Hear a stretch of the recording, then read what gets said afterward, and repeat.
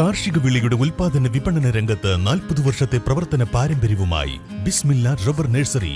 Bismillah rubber nursery, farm and gardens, Vaniyambalam. Janamaithri excise കോഡിന്റെയും വനിതാ ശിശു വികസന വകുപ്പിന് കീഴിലുള്ള ജില്ലാ ചൈൽഡ് പ്രൊട്ടക്ഷൻ യൂണിറ്റിന്റെയും സംയുക്ത ആഭിമുഖ്യത്തിൽ മുണ്ടേരിയിൽ ശില്പശാല സംഘടിപ്പിച്ചു. പാട്ടും പറച്ചിലും എന്ന പേരിൽ നടന്ന ഏകദിന ശില്പശാല പോത്തുകല്ല് ഗ്രാമപഞ്ചായത്ത് പ്രസിഡന്റ് MA ജോസ് ഉദ്ഘാടനം ചെയ്തു.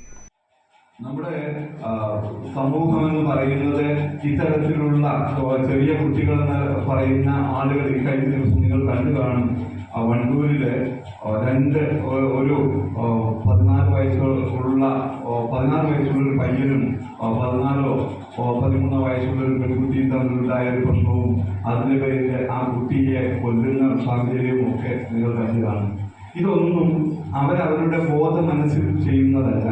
ഇതൊന്നും അവരെ അറിഞ്ഞുകൊണ്ട് ചെയ്യുന്ന യഥാർത്ഥ അവരുടെ സ്വഭാവ രീതിയല്ല, മറിച്ച് അവരെ ഇത്തരത്തിലൊരു രീതിയിലേക്ക് എത്തിക്കുന്ന ലഹരിയുടെ ഒരു പിടിയിൽ അകപ്പെട്ടിരിക്കുക. നിങ്ങളല്ല, നിങ്ങളുടെ പ്രായമുള്ള ഒരുപാട് നിങ്ങളെ പോലെ ഇതേപോലെ ക്ലാസ്സിൽ ഇരിക്കേണ്ടുന്ന, ഓടിച്ചാടി നടക്കേണ്ടുന്ന, പാട്ടും പറച്ചിലുമൊക്കെയായി നിൽക്കേണ്ടുന്ന ഒരുപാട് നിങ്ങളുടെ പ്രായമുള്ള ഒരുപാട് സുഹൃത്തുക്കൾ.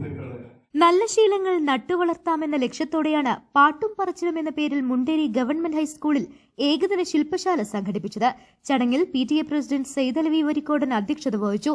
ജില്ലാ child protection unit councillor KT Sajila വിദ്യാർത്ഥികൾക്ക് ക്ലാസ് എടുത്തു.